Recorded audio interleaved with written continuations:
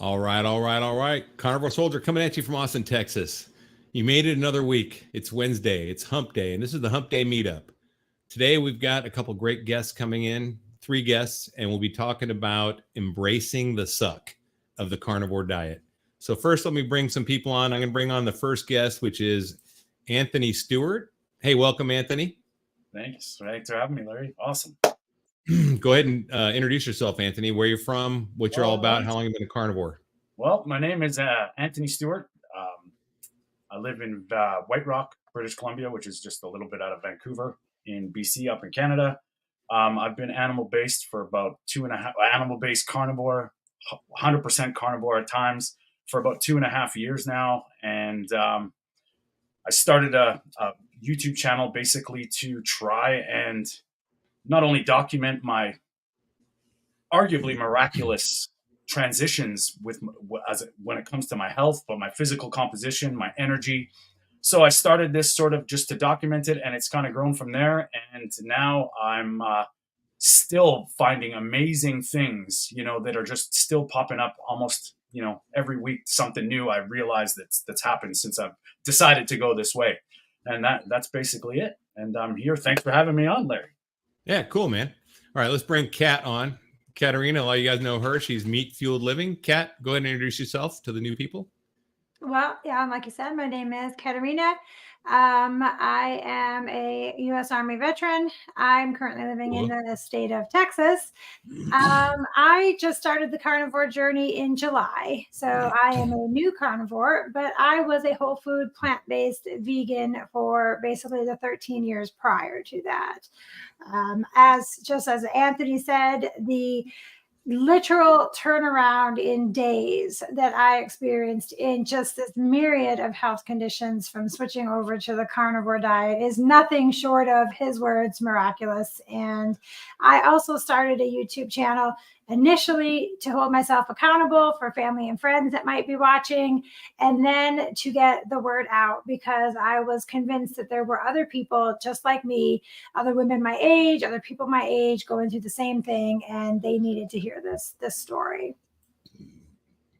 Awesome. Hey, anybody watching this, if you want to post a question, we're glad to answer it. It'll go around the table. And also Carnivore Backwoods will be joining us. He's right now interviewing former Fat Girl, and she's another veteran. She's an Air Force vet, by the way. So hopefully I'll be getting her and Kat on my Mission Carnivore interviews pretty soon. So I want to get some female perspective, because all I got is a bunch of guys. I want to have some females on here.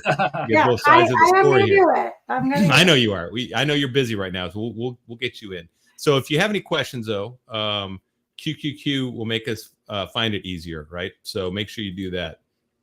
Okay, so today's topic that we're going to discuss is embracing the suck, because let me tell you what, starting carnivore is a big change, and it does suck at first.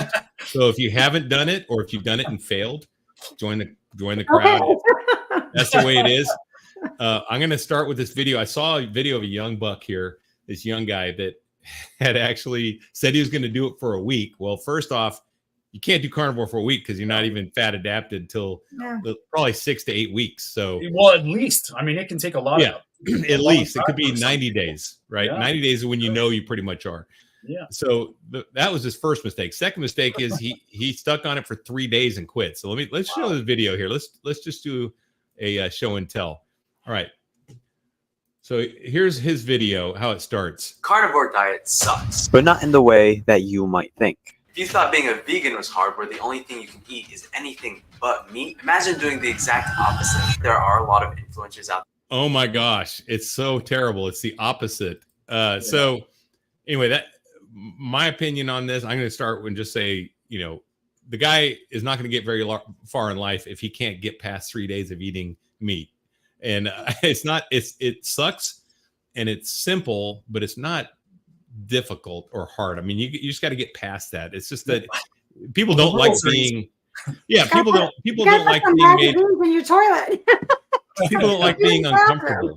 Yeah, people don't like being uncomfortable, and he's just being uncomfortable. And I think that generation is not, they're used to convenience and comfort. Well, and if you remove convenience and or comfort, right? Yeah. What do you think, Anthony? Well, it's kind of hard for me because I actually loved it. Like when I've always loved, I've been a steak and potatoes kid. Like I argued with my mom to eat vegetables. And it took me a long time. Like my grandmother used to like make me a little side dish with cucumber and carrots, and tell my mom that I'd be fine one day and don't worry about it. It's just a phase. And I did. I started eating vegetables because I thought they were healthy. I thought, I'm going to have to suck it up and eat vegetables. So I was kind of on the other side of embracing the suck. I was like forcing myself to consume these plants when all I loved steak. That was my favorite food. So when I kind of went low carb and realized that, what? I can just eat beef? And, the one embrace the suck for me was eggs, because I didn't eat eggs till I was 44, and I chose to eat them because I knew the value of the nutritious side of the eggs. So that was where I was like, you know what? Suck it up and do it. And I love eggs now. So I don't know, 3 days, not going to get you too much. It's not going to answer any questions. It's not going to test your mettle. And, that's one way of looking at it. I mean, it's pretty easy just to give up, but I love it. Oh yeah. Yeah, me too. What do you think, Kat? Embrace the suck. You've been Army. I was Army. We know what that means. Tell me what you think. Well, for me, I mean, day 3, I was still turning green, even looking at meat, having been a vegan for so long. I think I told you when I went to go buy it at Sam's Club, I was like throwing it in the cart, And so I hadn't even started getting sick. That was a few days later after that. So I can't, I still, like I said, I was still nauseous just even smelling it cooking. So I should have quit it on day 1 if it was going to be like that. But you made it. I did. Yep. I did it. You embraced the suck.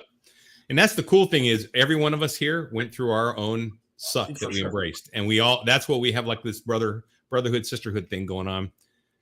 It's not much different than anything else that's hard in life, being on a team, being in the military. If you've actually gone through the trenches with somebody in the same, walked a mile in their shoes, kind of, then, you can appreciate that and you respect them.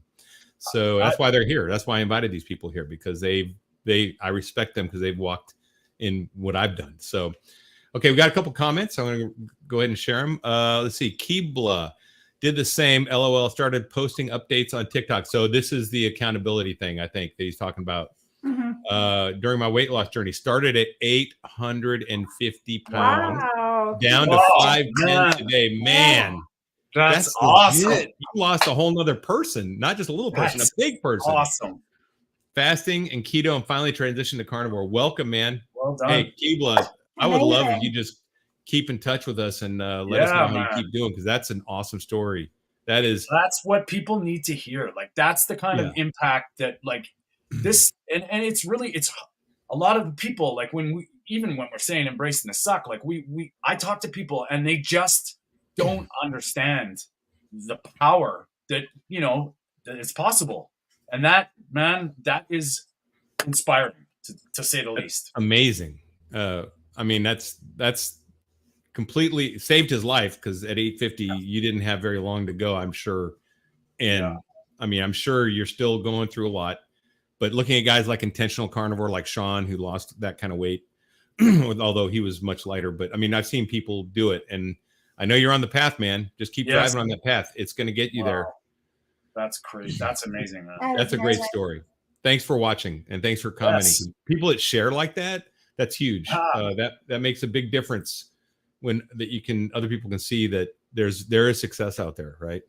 All right, Denise Despress. Do you think elements, potassium, magnesium, are really needed? People did not have this centuries ago. Well, so my answer on this, I'll let you guys answer after I do, but centuries ago, people didn't have the standard American diet that basically got them their metabolic health so bad that you have to pee all this stuff out, because when you start losing, you wouldn't have had all this fat and basically when you start peeing when you start losing the water weight, because you're totally inflamed. People weren't walking around inflamed like we are now. And when you start losing the inflammation, losing the fat, you pee it out at a rate that's not normal. So you do need potassium and magnesium. Now, normally back in the day, hundreds of years ago, people drank stream water that was unfiltered, that had minerals. So you would get a lot of that stuff in there, but also you wouldn't pee abnormally. Now, I don't take any potassium or magnesium now because I've been on for 100 and almost 200 days, I think. For the first 5 months, I did. And then, 4 months I did potassium, the magnesium. I did a little beyond that, but I don't do anything at all now. So I think once your body normalizes, and I'm going to ask you guys too, because you've been on it for a while, I don't need that anymore. What do you think, Anthony? Do you need any of those still? Well, do you think elements like are needed? Absolutely, they're needed. Like, but it's where you get them from and how your body is metabolizing. And how your hydration levels are. Like I still supplement potassium and magnesium basically because it's more of a cover my ass kind of thing. So I know that I can't always afford to eat like the best quality beef. And that's where I sort of, I gauge the, obviously not eating carbohydrates. We don't hold water. So the salt becomes a different thing, but the potassium and magnesium, I know for a fact the magnesium in almost every food is completely depleted compared to even 40 years ago. And potassium is one of those things that are, it's like electrolytes, I think are, it's almost like a dance to what you do. I mean, if you're an athlete that's exerting themselves and losing a lot of water in the hot sun, I mean, depending on what your diet's like, that's the context. And I think, I think eating a carnivore diet and eating actually meat and fat, your requirements become way less because I think your body uses them better. You become more efficient at what you can use. But I mean, that's the trick. I mean, I know I've heard of a lot of animal-based people getting into a little bit of trouble with electrolytes because they are so, it's a subject there's a lot of debate about. Well, now you do a very physical job daily too. Yes. So you sweat a lot more than I do because I sit in the chair quite a bit. I do my walking and I just started running again for the first time since my injury in 2017. I ran a mile for the first time since 2017. I thought I would never run again. And my ankle is healed up enough where I can actually run. And it's amazing. I mean, that's the kind of stuff that can happen. Yeah. So you sweat a lot more than I do. So if I was sweating on a daily basis, I would be taking electrolytes. And I actually find that too. Like if I have I know basically like if my work day is going to be crazy, like I carry salt in my bag now. I always have a little bit of salt, and I talk to people about cramps, and cramps are usually, especially if you're eating meat and fat, usually are minerals. It's not necessarily the water because it becomes different. A lot of people drink so much water that they actually don't realize how the minerals are flushing out. So I'm more of a I cover my sort of ass to speak. And then if I start to cramp, I just go down the list and go salt first, potassium, and it happens fast. Like if you get a calf cramp or something physically, supplementing with that stuff. And I mean, some people drink the drinks. I'm not a big fan, but I mean, it's to each his own. Really, I do salt and magnesium. I do have magnesium in case I get a cramp, and it happens every now and then. It's very rare though. What about you, Kat? So for me, and I think that she may have been referring to Element, the brand. I think so. Oh, okay, yes, yeah. And actually, I did and still do occasionally use Element. For me, in the beginning, it was necessary because I was peeing out all of that water and everything, and I was feeling like crap. Yeah. Right. And I was getting leg cramps really bad, and it would be almost instantaneous. I would drink one of those and it would go away. Yeah. And it's also kind of a little bit of a Russian roulette you got to play there, because if you drink too much, you're in the bathroom. And so it's hard to know, are you in the bathroom because of that or because of switching to the diet? But I was doing upwards to 3 glasses of those a day initially, because I also live in Texas. And if you walk to your car in Texas, you sweat to death. I'm down to 1 a day now. I still do it because I still suffer from maybe a little bit of calf tenderness in one of my legs. And I suspect that it is still not getting enough electrolytes. But whether you get them from making your own or buying an expensive brand and giving your money to them, that's a preference I think that you have to make. But I personally needed them. And if I would have known how to make my own, I would have done that. Yeah. But So the convenience of throwing those packets in my purse. Yeah, for sure. I think Element, to be honest with you, like I have nothing against Element. Like as far as, you know, it's one of those things with everybody. I think everybody's different. Their lives are different. Their metabolic, their diet's different when they eat.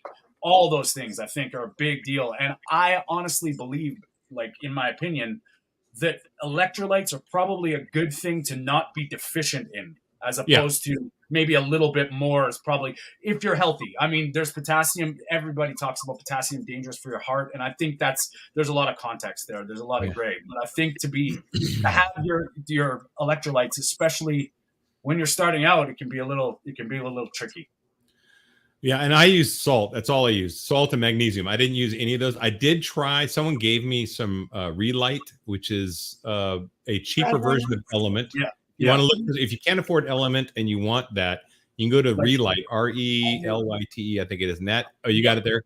That is. To be honest, no. I just take my potassium and potassium citrate, and it's just they're horrible chalky pills, but that's all they are. They're 99 milligrams. And I mean, if you look at the RDA for potassium, I think it's 4,700 milligrams, which I think in Dr. Berg says that you need to eat 7 to 10 cups of vegetables a day. And I know that changes when you're animal based, but I mean, I think it's one of those things everybody's got to sort of feel that one out. And I mean, because you don't have the anti-nutrients that plants present, and that's so you don't need as much. That's the other thing. So you don't need as many. You don't need these phytonutrients and these antioxidants and these things that plants present, because your food actually is better quality. So you don't have anti-nutrients going on. So the RDA is all set for a standard American diet. Yeah, exactly. It doesn't apply to a carnivore exactly like that. It's not at all. So, and that's a lot of people that I've sort of coached and helped. It's very contextual, and I think, like Kat said, like your situation, you kind of whatever works for you, I think is what you got to do. But you got to make sure that you're on it for sure. So Michelle Dowd said this is about the kid. He quit on probably the hardest day. I agree. You just need to push a few more days and get all the carbs and sugar out of his system. Agreed. And the way he quit, I watched it. He ate fruit right away and started eating sugar. Oh, and he felt better. Hard to believe. Immediately. Yeah, you feel better. I wonder how he would do. If you're in heroin withdrawal and you shoot up, you're going to feel great. If you're in alcohol detox and you drink a bourbon, you're going to feel fantastic right when you do it.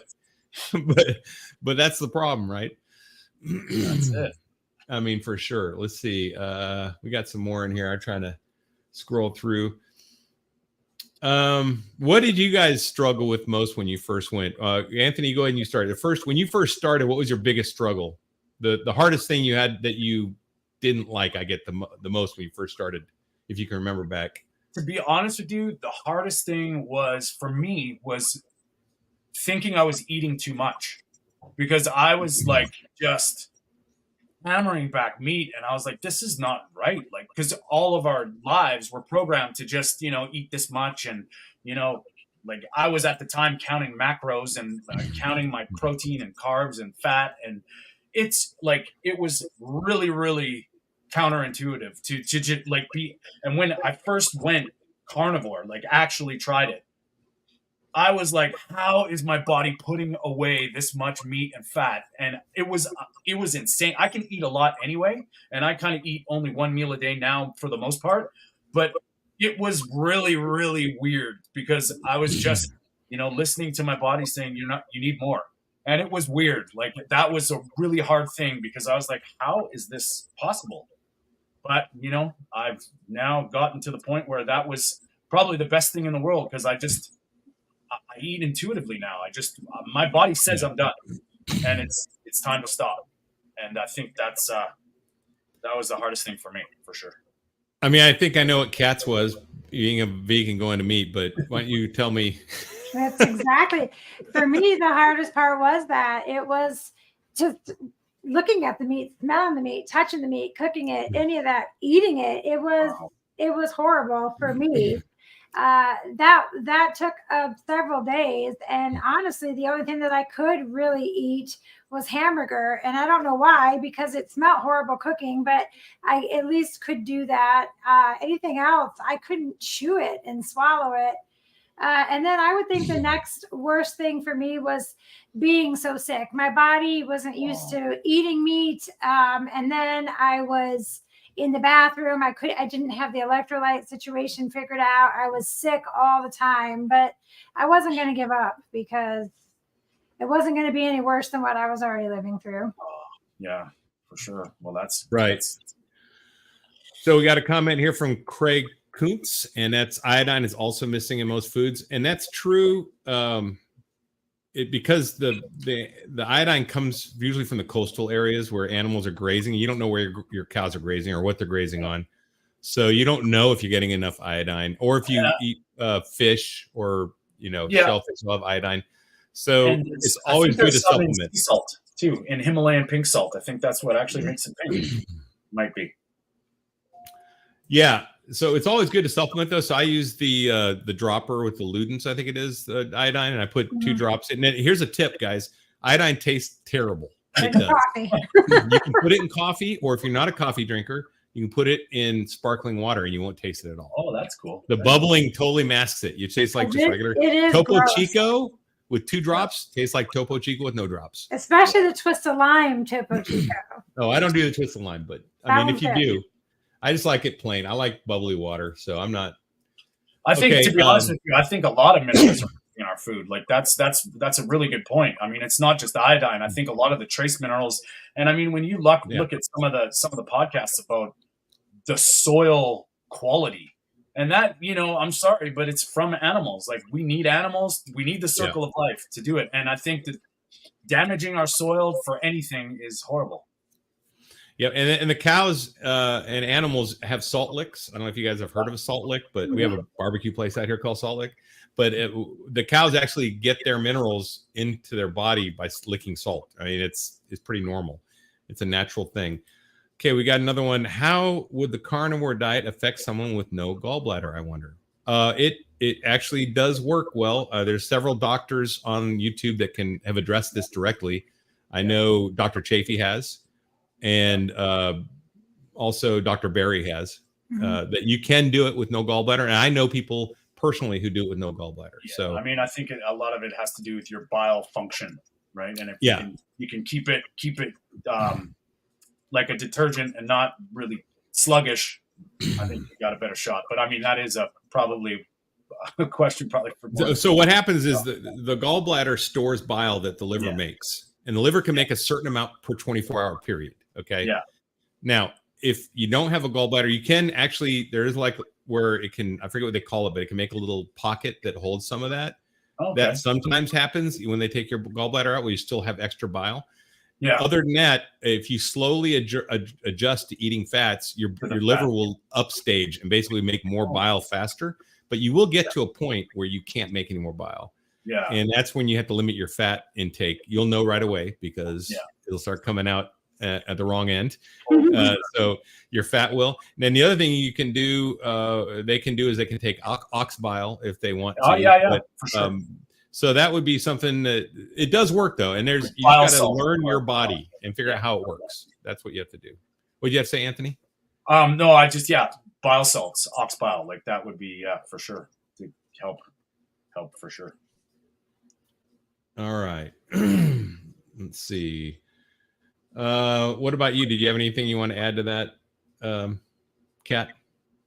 No, I do know. I think it was Dr. Berry that I watched had a video about doing it without a gallbladder. And I have heard that you just need to maybe eat a little less fat or just kind of go a little slower, and but that it can be done. I just don't have any experience with that because I still have my gallbladder. So yeah, me too. But Dr. Chafee said that, and I know people that are on it that don't though. So, and Dr. Chafee said that if you, over time, your liver will get better at making, it'll start learning the new cycle, saying, okay, we're having more fat come in on a regular basis. So we got to up our production here of bile. And, building resilience in a good way. Yeah, exactly. All right. So Keebla, thanks. All the goal is to get to 180. Right on. 340 down, 330 left to go. That's great, man. Starting off is the hardest part. Yeah.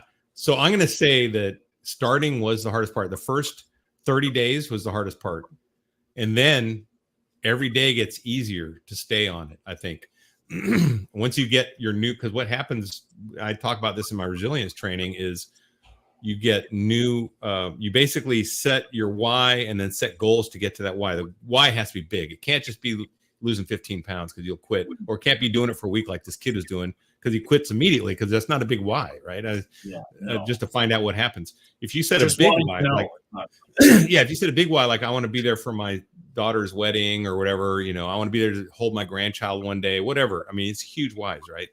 I don't want to be a burden to my kids, you know, when I get older, that kind of stuff. Those are big whys. And then you set goals around that, and then you start setting activities to get those goals, and those activities become your new habits, and they become your character. And that's what he's doing here. So once you get past that 60-day point, you start building your character of resilience. Yeah, the magic starts happening, and you're going to find that it's find the craziest things. I mean, I talk to people that don't exercise, but as soon as they start to feel good, look what happens. Their exercise just kind of keeps getting more and more, and then all of a sudden they're let's go to the gym, and that was never the intention, and it's awesome, especially when you start to feel good. I think that's the most important thing, to be honest with you, is I can't even tell people how good I feel waking up in the morning every day. And I try and describe it. And actually it was somebody that I was coaching, that it's like you feel like you're a kid again. You're alive and you're waking up and feeling great. And that was something that didn't happen for me for decades of my life. Yeah. I mean, I'm 48, and I was 44 years old when I first started this journey. And I was at the point where I was like, I can't lift my arm over my shoulder. I can't run up the stairs. I'm gasping for air. I'm in pain. And now all of these things have been like, the whys have just built on because I've been able to do it. And feeling great it's priceless. So Kat, you're at like that 90-day period somewhere in there. You're close, right? Are you past it? Yeah. I started on the 18th of July. Yeah, so you're there pretty much. So you're right where it's starting to get super easy now. It's like this is your new normal, right? We call it in the Army a battle rhythm. I think you've got your battle rhythm. And like what Anthony was saying, I'm 50, and for the last 13 years, I've been miserable. I forgot what it felt like to feel good. Yes. And it does become a habit, because I just took a huge road trip, as I was telling you guys earlier. And what do you do when you go on a road trip? You go to the gas station, you get the soda, the candy, the junk, and you just eat Munchie time. Because it's mindless, 16 hours of driving. I took a bag of bacon, a bag of beef jerky. Yes. I had some cheese. I didn't touch the cheese, but just in case, you never know, I might be bored. I took some, the Death Wish water and some coffee, and I barely snacked on it the whole way. I was never hungry. Nice. We went into the gas station, and I was surrounded by all these smells and stuff, but I didn't want any of it. I didn't even want the sweeteners in my coffee or all these comfort things that you would do on these long trips. And there was no desire whatsoever. So I've got to the point now where that's empowering. That's totally empowering to have control of your addictions, because that's what I was like too. I was addicted, and I would go, even when it was Quest bars. When I was doing keto, I was addicted, and I thought I was eating clean. I was like, oh, I'll get a Quest bar because that's keto, right? It's zero. When the big marketing comes around and they start making their products, that there's something up, right? Like that. That's the thing. So that's the difference between keto and carnivore for me. Is carnivore is actually clean, and that's same with Keeble. It looks like, because he said once he went carnivore, because he was keto first, I think, and he said it got a lot easier. The mood difference and the energy is huge. Exactly that. Dr. Chafee says for every 1% you deviate from a pure diet, you lose 10% of effectiveness. So if you lose 5%, if you go 5% dirty, you're only getting 50% of your a benefit that you could from the diet. And I agree with that completely. So I think that, Keeble's talking about once he went carnivore, his mood and energy level, it's huge. It's off the scale. And go ahead. When I went carnivore, and I've said this before, is there was this defining moment. I started keto, And a friend of mine that she was sort of training me at the gym, said, all you need to do is eat beef and eggs. And I was like, I am 40 plus years old. There is no way I'm not eating vegetables. Like, no way.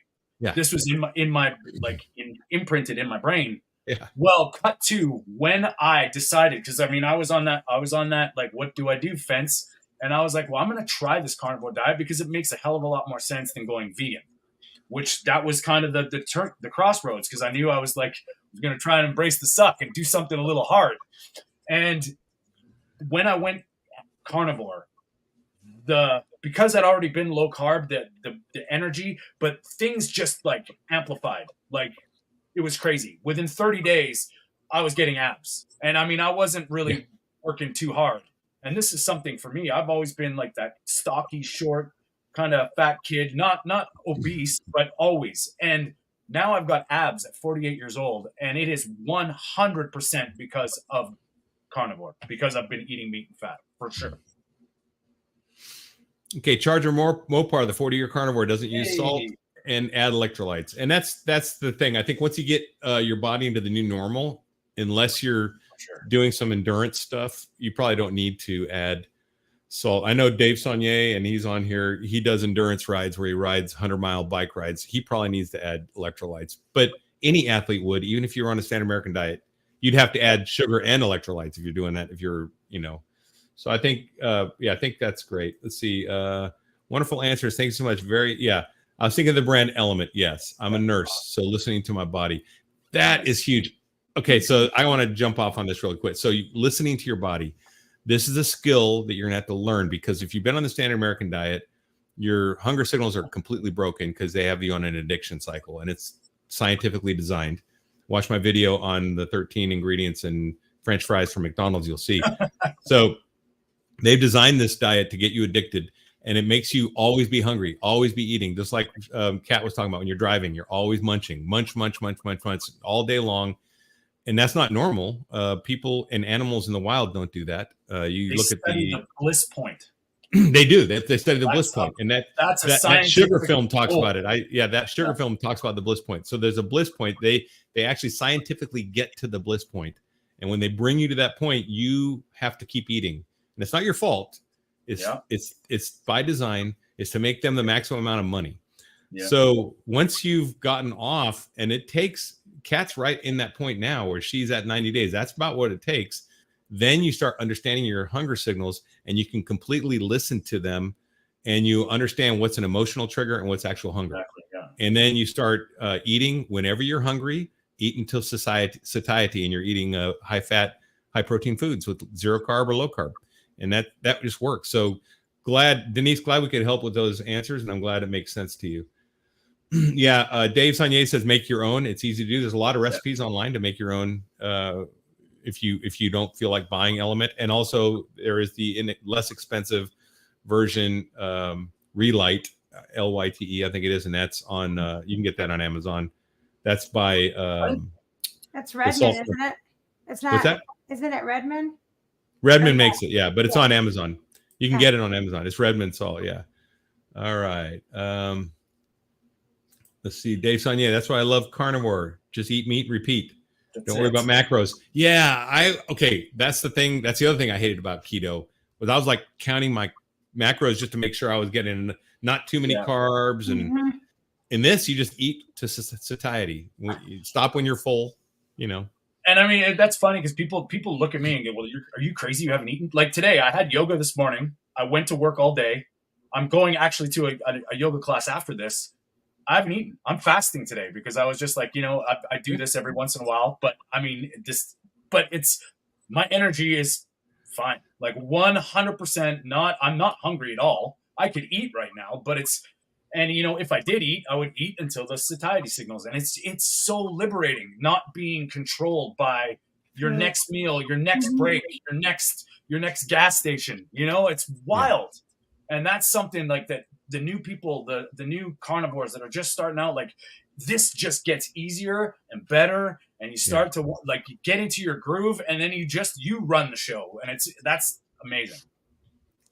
I mean, for me, it was going to the movie theater without popcorn and a Diet Coke was so weird. Yeah. It was hard Great at thing. first. Yeah. And now I just go with the water, and I just drink. I buy water there. And I used to, when I first started, I had to replace the popcorn or something. So I made pork belly bites in an air fryer, and I put them in a Ziploc bag and throw in my cargo pocket, and I buy water and I eat my pork belly bites. But now, and my son's the same way because he went carnivore too. He's 14. He did it on his own because he wanted to heal his foot. And he's, by the way, he's like, took 2 minutes off his 2-mile time running. There you go. I mean, and hit PRs and placed in races we've never placed before. So, I mean, it's pretty awesome. But yeah, so now we just go to the movies. We just each get a water and watch it. And it's so cool. But it was so weird. And that, and stopping at a gas station and not going in to get a snack, that was like an instant reflex. Start the gas, walk in. And I don't do that. I did a lot of road trips for work, and the same thing. Like, I mean, I prepare I just make a bunch of steak or make a roast and like slice it up and just have it ready. But it's amazing how you just it happens. Like I used to go, like, everybody's been a little hangry. We all know what that feels like. And for when you first realize that you've been doing this long enough, and you're like, wait a second, that used to happen all the time, and now it doesn't. Yeah. Ever. That's really, really powerful. So Keebla says one of the best parts of carnivore is being able to listen to your hunger cues and tell you when to stop. Oh, Duke's here. This is my dog, Duke, by the way. He's carnivore as well. Yep, that's true. And My cat's in here somewhere. Mia Moreno, love Salt Lick Rest. Nice. So I guess, Mia, you must be in Texas. Are you talking about the Salt Lick barbecue? I'm assuming that's what I'm liking. I have no gallbladder and no issues transitioning. Suffered horribly eating veg and carbs. It's happy on meat and fat. Okay, that's interesting. And everyone's body's going to be a little different. Sure. But if Mia, she obviously has no gallbladder and does it. So, and again, I know someone personally does too. So it can be done, and it's not that much different. It's just you have to. This is the other thing. You have to become the expert of your own body. You're going to become the subject I think matter. that's actually important in a lot of things. You know. Like and you're going to have to learn your weaknesses, your triggers. Like, okay, holidays are coming up, right? You're going to be going to holiday parties. What's your plan? Don't just go there and get tempted. Pre-game. Have a That's plan. what I call it. I pre-game. I just eat what I normally do before you walk out the door, right? And it actually really works. And then, I'm at the point now where I know my sort of health is under control. My metabolism is under control. There's times where I look at things and go, this will be a test, but is it worth it? This is some kind of crazy thing that I haven't had for decades. I want to try it and eat, and see what happens. And I'm at the point now where, it's most of the time I just go, no, it's not worth it. And it's pretty cool too. Might be dangerous if you have your thyroid's dead. I don't know. You need to ask the doctor. I have no idea. That's definitely a medical. I know iodine and thyroid go hand in hand. But you don't want to be. I would ask a doctor or your doctor, but we can't give medical advice. I don't know about that. I know there's going to be iodine in your food, so you're going to get iodine anyway. Because thyroxine, I think, it sounds like it's a hormone. So iodine, the supplement, like I know with the thyroid stimulating hormone and T3 and T4, it all has to do with converting iodine. So that's something that you might, it's kind of out of my, definitely out of my wheelhouse for sure. But I know it's related. All right. Mia's got another one here. I wish I had carnivore before losing my gallbladder. That's okay. My brother's had his thyroid nuked out, and he wished he would have. Because I guarantee you, if you would have gone carnivore before that, he has Graves' disease. We probably would have managed it. A lot of these diseases that we see are. Sure. Yeah, I wish I would have gone carnivore before a lot of things. Yeah. I was pre-diabetic, and there you go, right there. This was one of the reasons why I started this stuff, and I had an argument with my doctor. My doctor told me that within probably 10 years, definitely 20, I will be type 2 diabetic and on all this. And I just refused. I was like, but I'm not eating sugar. And she was like, that has nothing to do with it. And that was my first like, something's wrong with this picture here. Like, I just learned what diabetes was: glucose, fasting insulin, all of it. And then my doctor was like, no, you're just gonna. And now, look, I'm definitely not pre-diabetic, and my hemoglobin A1C is a full 0.1 1.2 lower than it was when I was pre-diabetic. And it's like, well, what happened there? So all the people that are they get told that it's impossible. I think when you give your body what it needs, which is the right nutrition, the right food, things get crazy good. Yeah, really. I mean, healing, like real healing. Yeah. Like I was saying, my ankle's healing, which I never thought I would run again. And I ran awesome. a mile this week, and it felt I'm completely out of shape. Yeah. And it was hard, but I didn't hurt. I'm very aware of this physically. weekend how out of shape Yeah. I was. I haven't run since 2017 when I injured it. Actually, 2016. And I had a profile from 2017 to 2019, which means in the Army, you can have a physical profile. It means you don't have to run. So I did a speed walk because I couldn't physically run.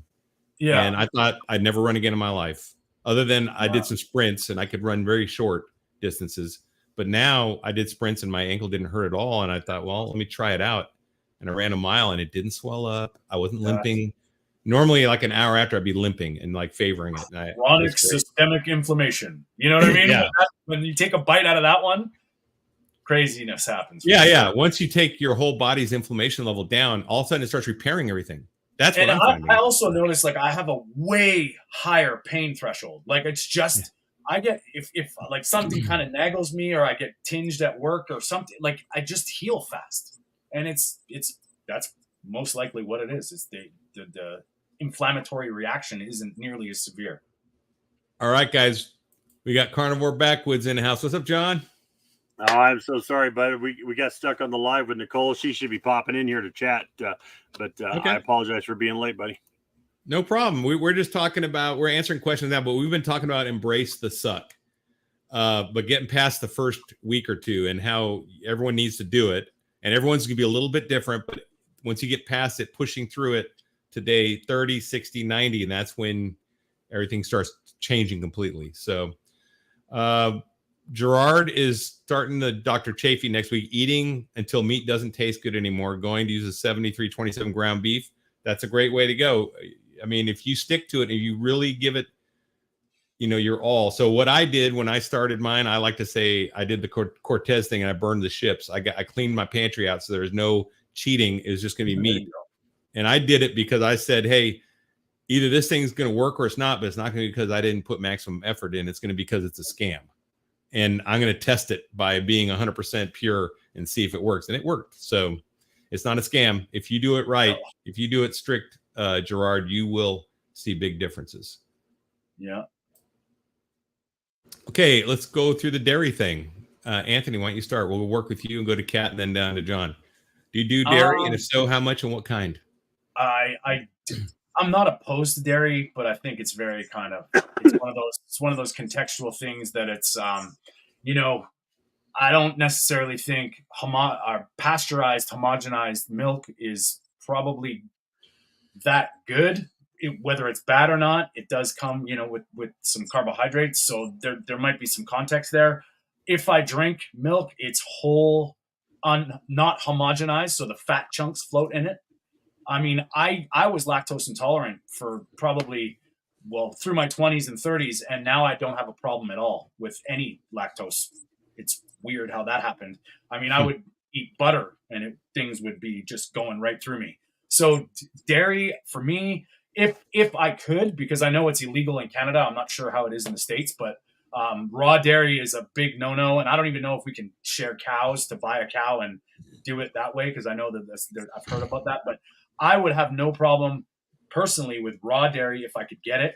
I do think fermented stuff is there's got to be some benefit somewhere, but I think it's all up to the person. And I mean, if some people do well on dairy, other people don't.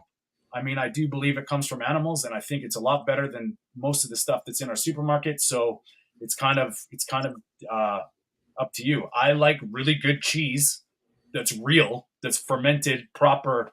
And I generally eat it like it's, I don't know, I don't even want to call it a condiment, but just kind of like little bits here and there. So I don't rely on it, but I do include it. All right, Kat. So I've had a little bit of a love-hate with dairy. I too was lactose intolerant growing up and could never have it. And if I did, I, was always sick. And then as a vegan, I didn't do that. But when I started to do the carnivore diet, I'm a huge coffee drinker still to this day. I know I probably shouldn't have as much as I do, but I always did those fake creamers, like the almond milk or whatever. So I love that in my coffee. And when I first switched to carnivore and I tried to do black coffee, even the flavored black coffee tasted horrible to me. So I started doing heavy cream. And weirdly, it didn't affect it's hard to say at first because everything made me sick, but even after that went away, I wasn't bothered by the heavy cream at all. However, I have a problem. I think I don't know when to stop. So that heavy cream became a second cup of heavy cream, came another heavy. And so then it was cheese, and then I started getting the headaches and all that kind of stuff back. So for me, I don't know if I did too much dairy. So I'm not against it. I love the taste of cheese and stuff, but I limit it to almost nothing right now because I don't know when to say enough is enough, I guess. Yeah, your limitations, right? And that's part of what we're talking about, learning your body, becoming a subject matter expert. John? Well, let me answer a couple different things on this. So homogenized, pasteurized, ultra pasteurized milk is absolutely horrible for your body.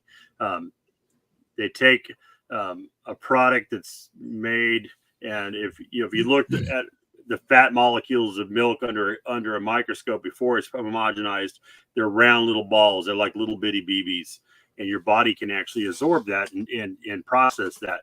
And the process of homogenizing milk, which is they literally take milk and they force it through a screen that's smaller than the size of your hair. It actually takes those milk goblets and turns them into little cylinders, and that's why you're lactose intolerant, is because your body can't deal with that goblet when it's been transformed like that. It superheats the process to do that, and that's why milk doesn't separate. So that's why you buy a gallon of milk, there's no cream on top. If you bought a real gallon of milk from that's been came off a cow, you're going to have a big amount of cream on the top.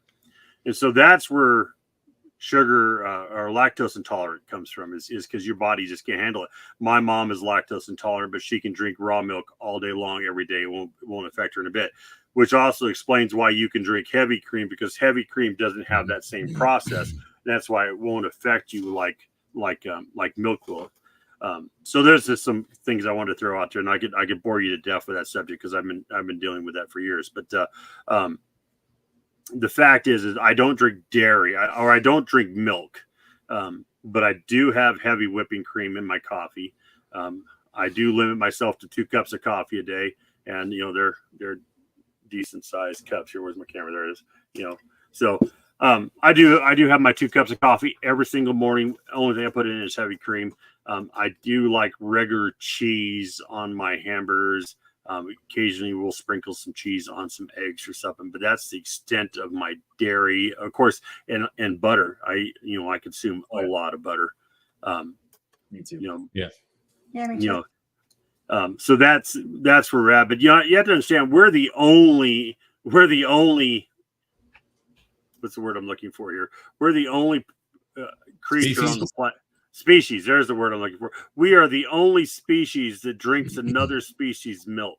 Yeah. Let me tell you, a fox will break into the hen house to eat chickens. A snake will break into the hen house to eat eggs, but nothing breaks into the dairy barn to drink milk. Yep. I like that. That's good. I let my son drink whole milk because he's a kid, he's growing, and he likes it. So I and he's going to drink it with a steak, and I'll do that, but I don't drink it. And it's not that there's not benefits to milk, because there is, especially when you're growing. But the problem is that real milk would be better for him, because there's fat in there, and that fat he would be able to digest better. Right. And then I do eat some hard cheeses every now and then, and occasionally I'll put cheese on a burger, but very, very rarely. Yeah. And not American cheese typically, because I don't think there's such thing as a real American cheese. I think that's a fake cheese they made up with seed oils and stuff. So Yeah, usually cheddar. That's yellow dye, yellow dye, and garbage. I know some people that had lactose intolerant their whole entire life, through a kid all the way up to adulthood, before they realized that the reason that their bathroom was soft was because they were lactose intolerant. There's a lot of people that suffer from it and don't even know that they have lactose intolerant because of the way that milk is processed. All right, guys, it's time to support a channel. I like to do this every Wednesday. This is Carnivore Transformer. He's from South Africa. He's a new YouTuber. Check out his channel and like and subscribe. And the reason I like to do this is because I think that, we need more. We need to support all these YouTube content creators so that people will get referred to their videos. And someone might totally, this guy's name's Graham. I know him personally, but someone might totally connect with him that wouldn't connect with me because I'm a military guy. They may think I'm a little too militaristic or something. Or, they may not like Kat because she has red hair. Who knows? Or they don't like Anthony's hat, whatever. So, but they might love Graham. So by liking and subscribing to another carnivore content creator, you're basically feeding the algorithm. And then when their videos come out, try to watch them right when they come out, because when you feed the algorithm, that will support those videos getting shared out to people. I like to share my story that, when I was 280 pounds and I wasn't carnivore, I was looking for how to install a part on my Jeep. And then I saw that crazy Dante Fregno video from Fregno Freedom. And because someone liked that video, it was served up to me. And that's what changed my life. So by doing this, you can change other people's lives. So check out Carnivore Transformer when you get a chance, guys. Cool beans. All right. That's all. I just wanted to do that one. Let's see. I'll close that. Embrace the suck. That's what we're talking about, John. Why don't you tell us about the hardest thing you had to overcome your first week on Carnivore? We've all done it here, so we're going to let you go ahead and do yours. I don't know if it was the hardest thing to overcome. It was pretty soft, but the first couple of weeks was a purge. You lose a lot of water weight, and the funny thing is I don't think my wife ever had that problem. She didn't have that same purge as I did. We both started, on the same date, Carnivore. It wasn't like it was uncontrollable or it was like something, where, you had to run. But, you do lose a lot of weight, or you do lose a lot of water in the beginning when you stop, consuming carbohydrates. Go ahead. Yeah. And we had talked about, we were asked about, electrolytes and magnesium, why you needed them. And that's because you're peeing out when you're losing that inflammation and dropping the fat, you're peeing a lot of water out and it flushes you out and you get diluted, which normally you wouldn't do hundreds of years ago because you never would have had the inflammation like you have now. Well, there's a couple things there. So, we used to drink out of streams and puddles and you get you get a lot more minerals and stuff, from a spring. Like I get my water from a spring. It's coming directly out of the side of a hill. So I'm getting a lot of minerals and stuff that comes in my water. A lot of people have city water, or city water that's been treated, been filtered. Not to say that a filter is not good, because there's definitely reasons to filter water, but there's also a lot of stuff that's good in water that gets filtered out. That your body actually needs. So yeah, there's pluses and minuses to it. So Mia just subbed to Carnivore Transformer. Great. Graham will really appreciate that. Let's see. We got Minimalist Carnivore in the house. Lost his gallbladder 3 months in.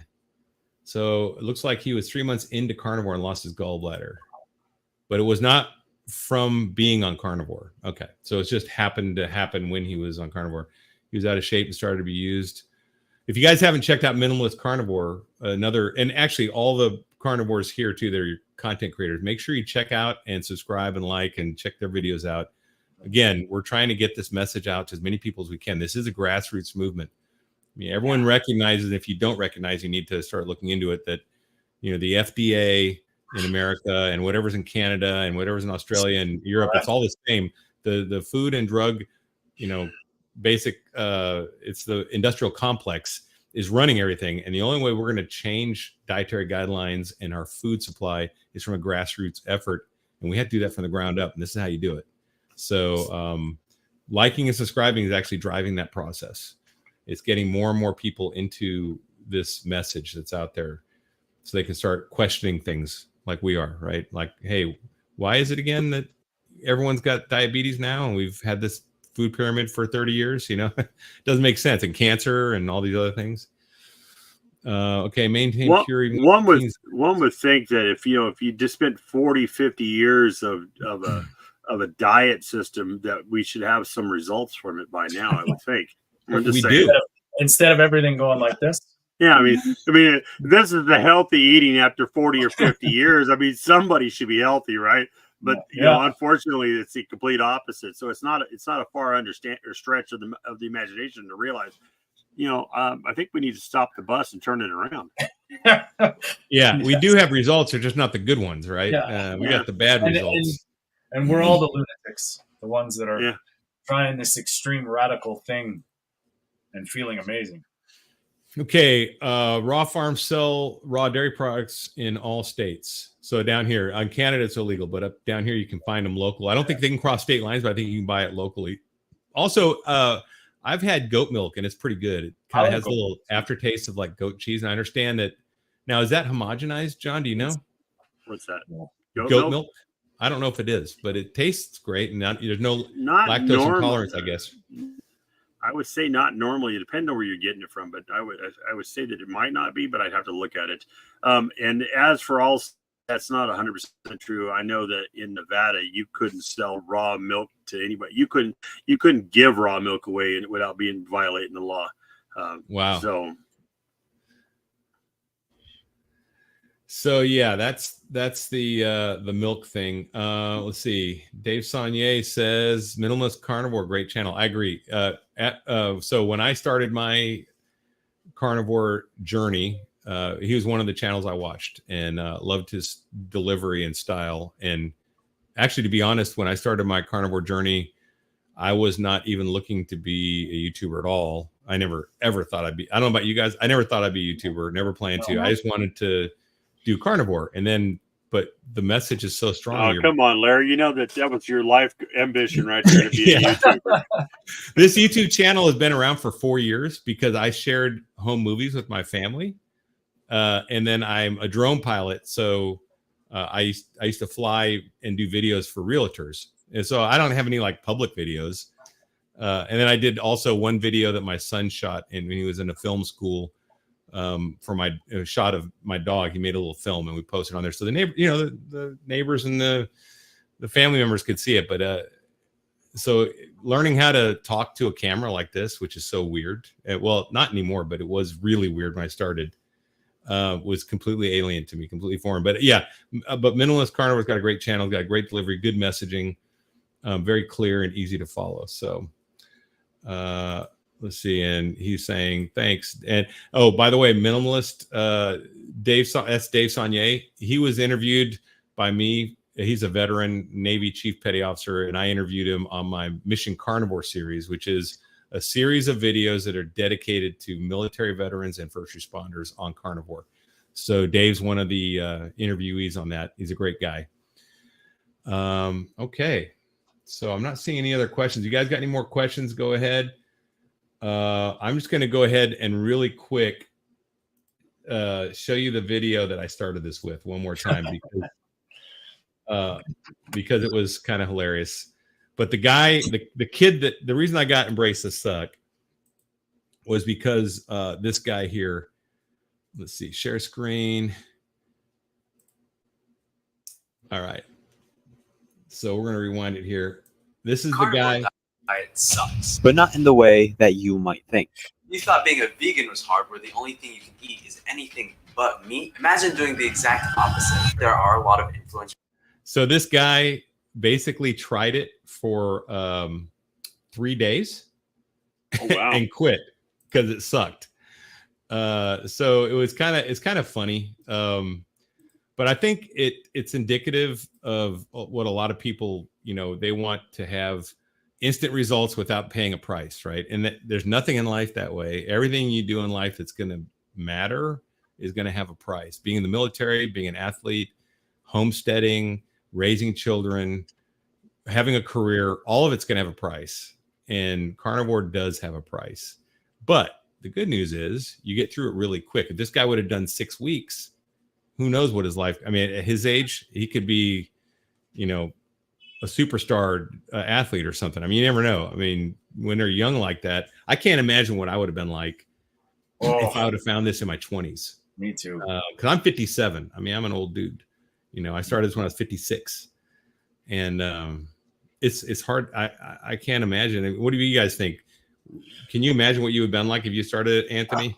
No, because like that's the one thing that still blows my mind, and I really, really want to, like, you know, give people hugs and say this is not like, this is normal. Like what we think is normal is, you know, getting old, feeling like crap, putting on excess weight, getting, you know, getting sick, and when this just turns around like complete 180, and it's so amazing, you know, and it's like, and people just don't, what do you mean? You can't just eat meat. That's the thing I get all the time. You can't just eat meat. And I am, and I've been doing it for 2.5 years, and this is not stopping, which is great, which is the craziest. You know, I feel better than I did when I was 25, which is unbelievable at 48 years old. Yeah, I love those questions.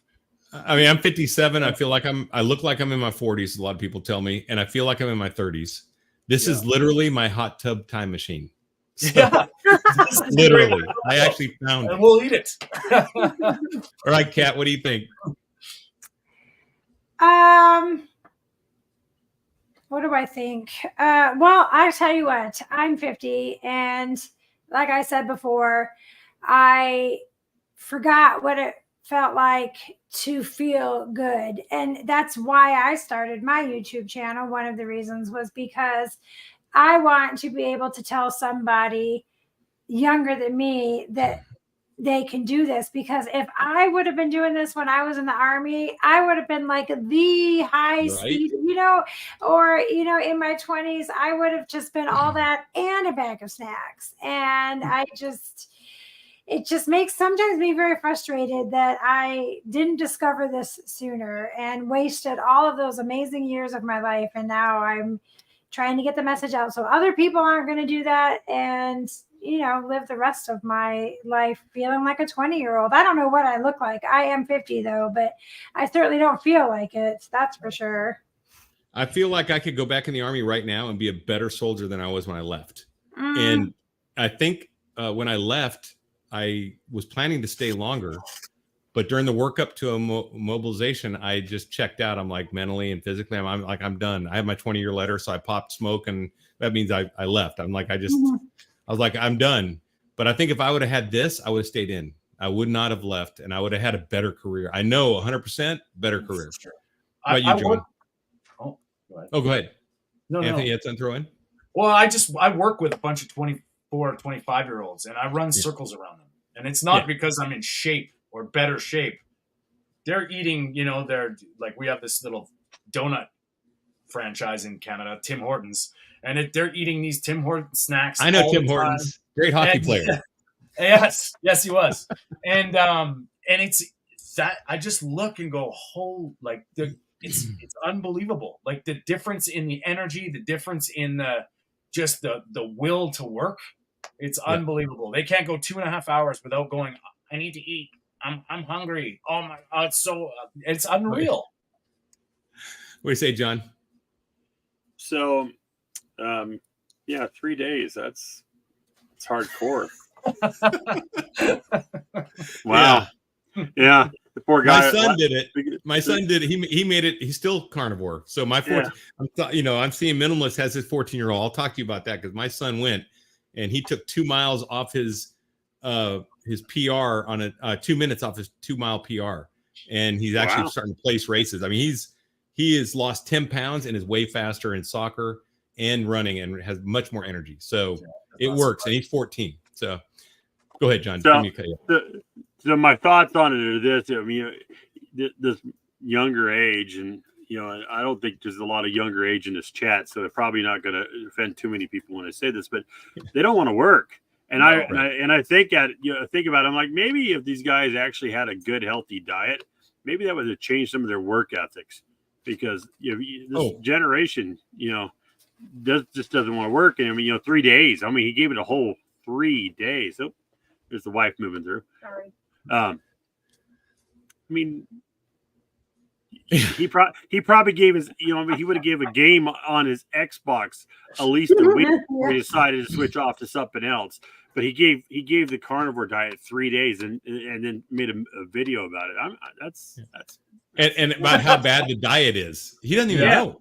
Yeah. I mean, you didn't even know. I mean, 3 days that would be like a guy going into basic in the military. I guess I could say I was vegetarian once, because I made it 3 days, eating only vegetables. I'm a vegetarian right now because I'm fasting. Like what? I'm a vegan.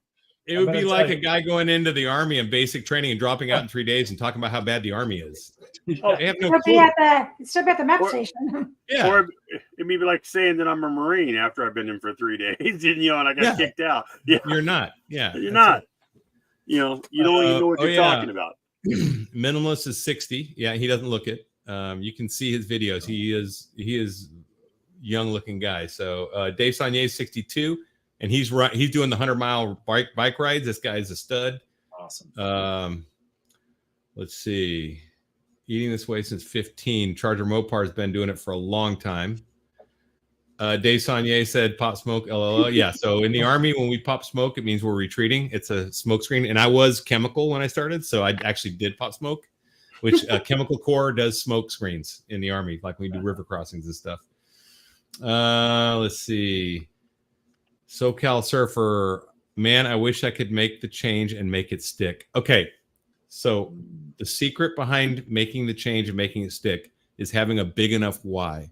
If you're quitting, then your why isn't big enough. And the why can't be losing 18 pounds. It's got to be a big why, man. And if you don't have one, I actually have a planning guide on my website that helps you find a why. I think I've shared it with some of you guys, not all of you yet, but it helps you set your why and then set goals to get to the why and then set actions to become your daily habits. And that's how you get to a why. It's a military planning stuff that I did. I was a plans officer in division, so I did a lot of that junk. But anyway, so some people's minds work that way, some don't, but you definitely need to identify a really big why that you won't quit on. And that's what you have to do. So the question is, what's your vision? What do you vision the end to be? Your why. What the why is always a great question, but what's your vision for the end? Is it you want to be healthy? You want to lose the weight? You want to get the six-pack abs? You want to get muscular? I mean, what is your ultimate vision? And then keep that as your end goal. Have your why and have your end, so that you're getting the two together. And like from what I found too, a lot of people that I've been sort of guiding now, don't wait till you're desperate, because that's what eventually this standard, like I wish I knew this back 10, 20 years ago. Like the amount of horribleness in the American, Canadian, Australian standard diet, it's only going to lead you somewhere where you're going to be desperate, and then you're going to have to do something about it. And that's absolutely. All right. KD, 90 days in, weight down, off all meds. Nice. Great. But went on a week-long off plan to be back-to-back events that I didn't prepare for. Okay. So planning is huge. Yeah. If you're going to be going to holidays coming up, eat before you go, that kind of stuff, so you're not hungry and tempted. Amazing how fast the pain came back. The IBS, bloat, fatigue, bad mood. Yeah, for sure. I get it. I mean, I haven't done it yet. I haven't gone off plan, but I can totally guess that's what would happen. I don't, judging on how fast I transitioned to be healthy, I imagine you transition back just as easily, right? I think everybody's a little different with that one, because I think the sugar addiction and like that stuff, some people, it's deep.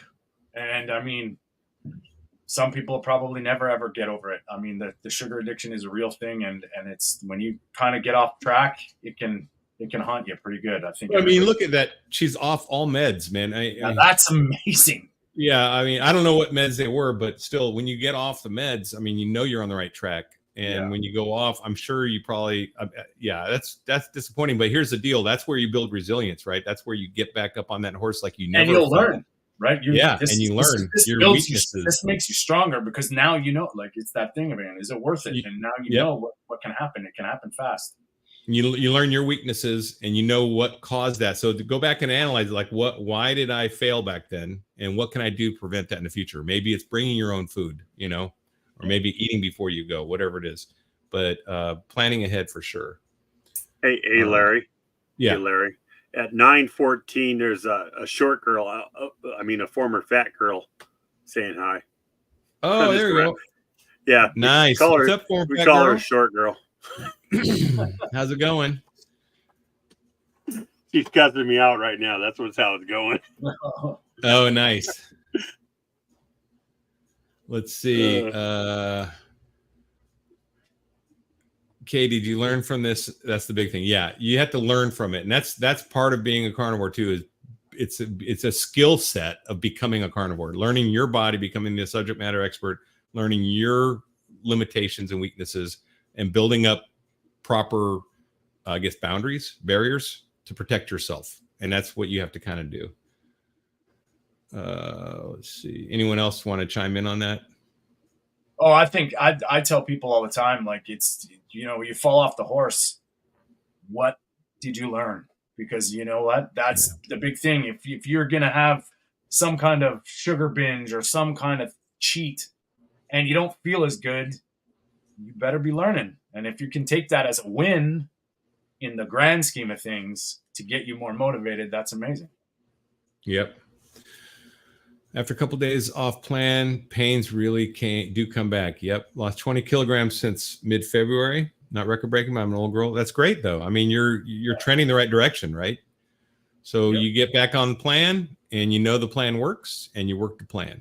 And a lot of times I think too, is like we have decades of not doing this. Decades. Like, the amount of deprogramming that is being done, it's, it's everybody's going to have a little bit more, can be a little bit more extreme for sure, but decades of unawareness, not being on the plan. And you have to remove the inflammation of your body for quite a while for all the things to start healing. Like my ankle, let's see, I'm over 200 days in, I think now, and my ankle is finally healed up. But for the first 3 months, I thought it would heal up in 90 days. I was like, oh, I'm gonna start running in 90 days. And I looked at my ankle, like it's swollen still. It's like that egg knot that I have a knot on it. And I'm like, that's not, and now I look at it and I went running and did that mile and it's fine. But it took over 200 days to get there. So, I mean, you just don't know. Your body's going to start healing at its own rate, and whatever it is. There's also a lot of stuff in the space too about like moderators and abstainers. I think it's a lot to do with what kind of, I'm an abstainer. I can't moderate. Yeah, I try to moderate and then it just come crashing back down to earth. I also cannot moderate. Yeah. If I got a bag of Oreos and a glass of milk, I'm going to eat like almost all the Oreos. I mean, I'm going to eat till I can't eat anymore, and then and if I get a pizza, I'm going to try to eat the whole pizza. I mean, I just can't do that. I think like a really cool, shining moment is when you can actually go through the grocery store, and I can walk now through the bread section. I can walk through all the cakes and stuff. And it's almost like this thing just dwindles after time. But, at first it was like, oh, now I don't even care. Like it doesn't even, and this is, I guess 2.5 years in, this is something that's I've noticed in the last little while. It just doesn't bother me anymore at all. It doesn't register as food. The smell of bread, it smells good, but it doesn't make me want it. All right.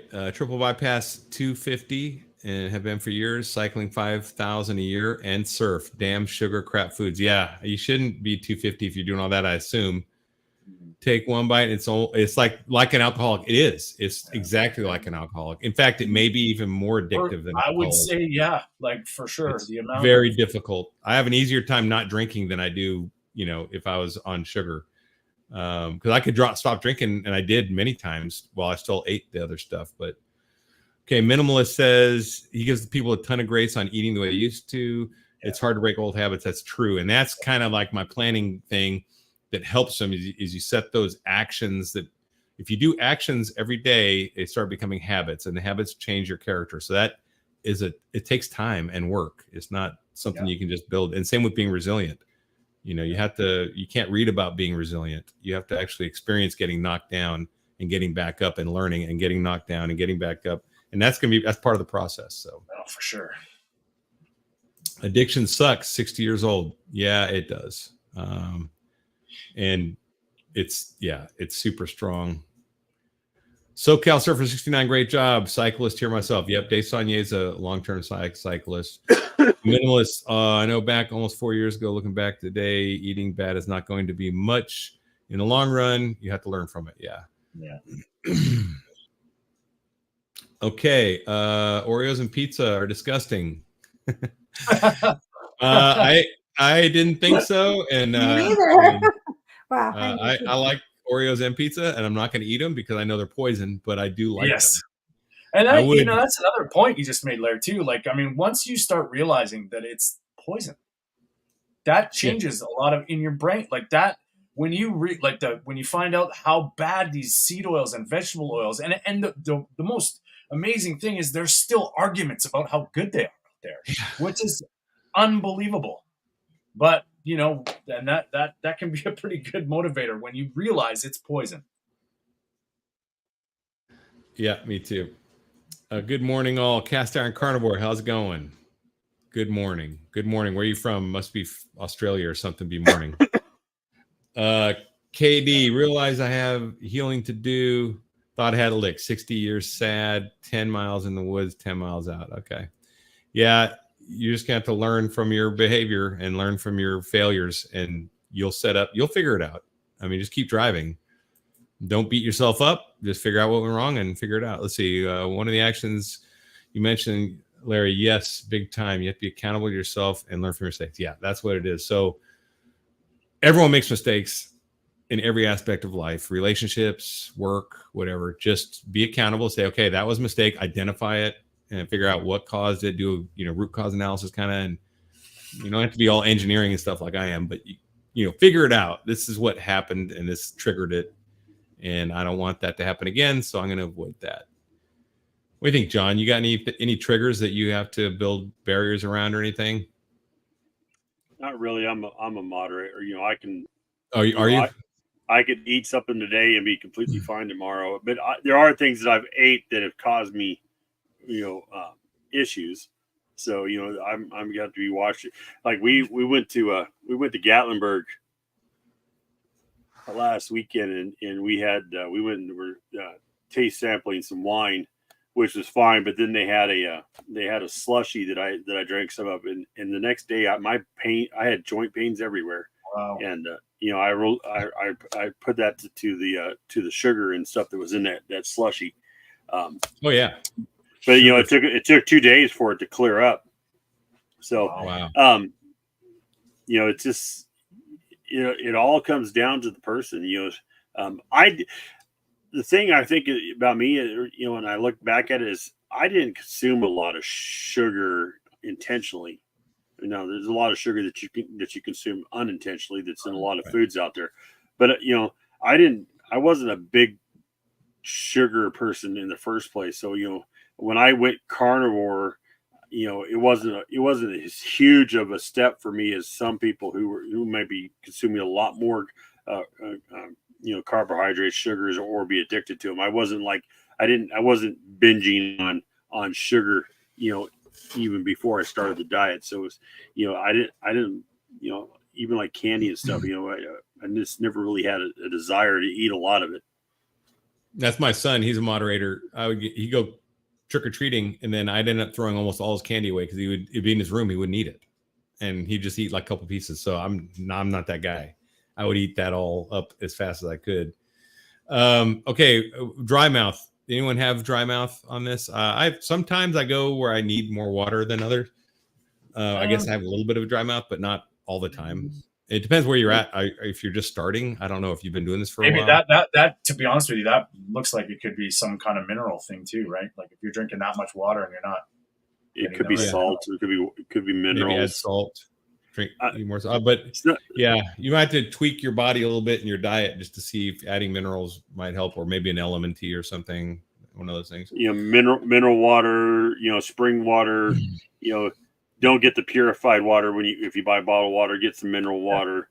And then also remember that sometimes we're just in such a habit of putting food or drink into our mouth that becomes this habit that you end up, I have to do something, so sometimes that leads to you drinking a excessive amount of water. But a gallon of water a day, I drink a gallon of water a day.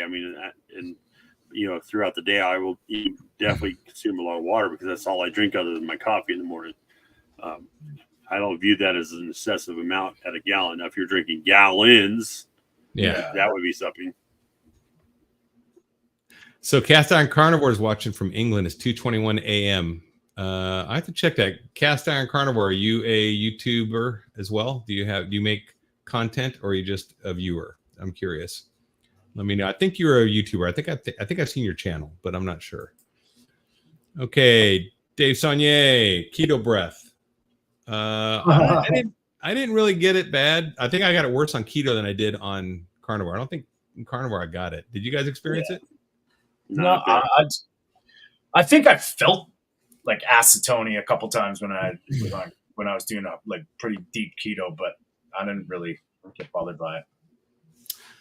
So I don't even know what it would be because I never had anything like that. Looks like Cabby had a dry mouth for 60 to 90 days into carnivore, lasted a few weeks and went away. So maybe it's normal. Maybe sometimes. I mean, I've had days where I'm super thirsty, but I thought it was just me being active. I don't know.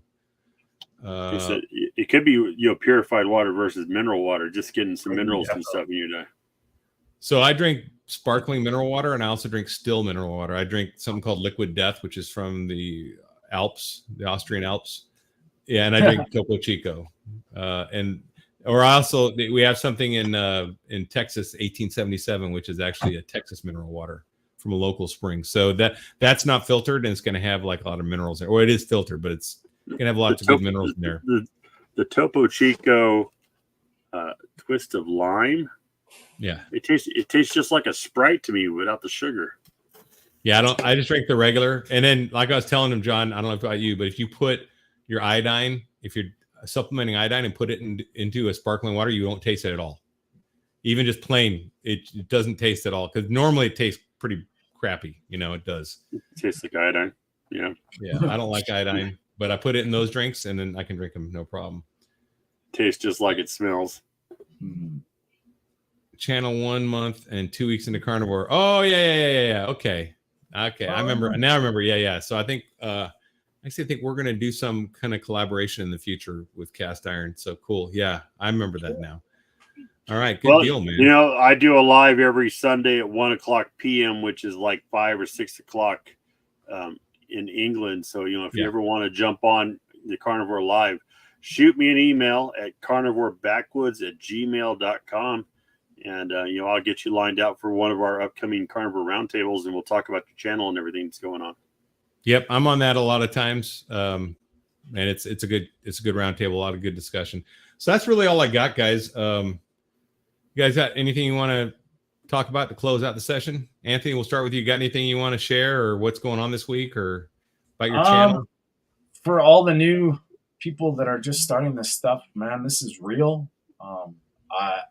I love meeting all you guys and actually having to talk to people that are, like-minded and, are feeling in different stages, feeling, the improvements and understanding that it does take a little bit of work, and it's real. And for all the new people, stick with it. I'm about 2.5 years in now, and I'm riding this until I don't feel good. And I'm telling you, it's almost like I'm feeling better and better every day. So, thanks for having me on, Larry. Nice to meet you, John and Kat. And get inspired by everybody that in this community, because you know what? It's really nice to see people getting better and healthier. for sure. Kat, closing thoughts? Anything you want to share? Just thanks again for having me on. It was really nice meeting all y'all. And again, as a new carnivore, my best advice is for those people who are struggling, just keep trying. I always say you're not a failure until you quit trying. So just keep working at it. I promise that once you get past that hard part, or the 3 days for that one guy, the way that you're going to feel is going to be all the motivation that you need. I personally never want to go back to feeling the way that I did. And this community, this carnivore community, it's amazing. It's such a welcoming and just really it's just a wonderful community, and everybody is so supportive, and like Larry showing new channels and everything. I just think that it's really awesome. And I don't know. I just thank you all. I really appreciate it. Cool. John, closing thoughts? Closing thoughts. Make sure you go over and like and subscribe to each one of these channels if you're not already. When you jump out of here, make sure you run over and like and subscribe to these channels, because every bit of that helps these guys get their word out. It helps us get the word out about carnivore to a bigger audience. And we need to get the algorithm to realize that carnivore is bigger than anything out there. And so it will push it out to even a bigger group. So definitely do that. A couple big things going on for me this week, or over the next 2 weeks for that matter. Let's see, Sunday, and Larry, you're on this Sunday, aren't you? Yes. I think so. Yeah, I believe you are. Dr. Tony Hampton. Yeah, you're on it. Dr. Tony Hampton is going to be on our Carnivore Roundtable live stream at 1:00 on p.m. Eastern. And it will be streaming that off my channel, Larry's channel, Dr. Hampton's channel. I think JT is going to be there, and Brian with Wick Goes Carnivore in the Poco Moonshine. So definitely check out those. We also stream it on our Facebook channels and a bunch of other places, so that you got definitely a lot of places you can watch. If you got questions for Dr. Hampton, let us know. Reach out to the streams that you follow the most, and ask the questions now. Ask the questions now, and that way we can make notes of it. And we'll ask those questions, on Sunday at the top of the live stream. Now, with that said, I have an interview with Carnivore Kip Sunday evening. That should be really entertaining. Carnivore Kip's a great guy, and so I'm sure me and him will be cutting up and having a good time together. So, definitely come out and check that. Yeah.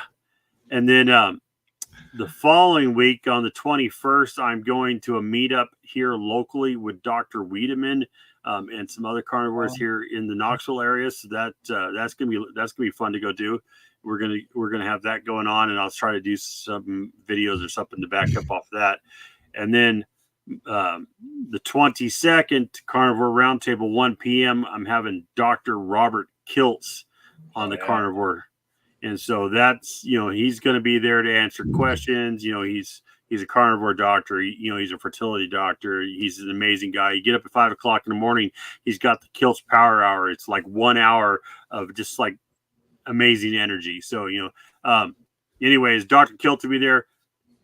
Help spread the word, spread our message, share our videos out, share our links out. And like I said, reach out to, Intentional Carnivore, or reach out to Carnivore Soldier or Wick Goes Carnivore, or reach out to the JT at Poco Moonshine or myself. If you got some questions you want to ask in advance, we'll put those together, and we'll be ready to ask those questions of the doctor on the live stream. And it should be a good time. So I hope to see everybody there. And like I said, share it to all your social media, share it to your friends, your family, anybody that's ever got a question about carnivore. Now's the time to get them on the channels. Yeah, I love his ice cream. That's all I got to say. Dr. Kiltz. I make his ice cream. I like his ice cream, but I like it better if it's ketovore. Okay. All right. I'm going to drop you guys out. Stick around for a minute, and I'm going to say goodbye to the crowd here. All right, guys. All I got to say is stay strong and overcome. Carnivore Soldier out.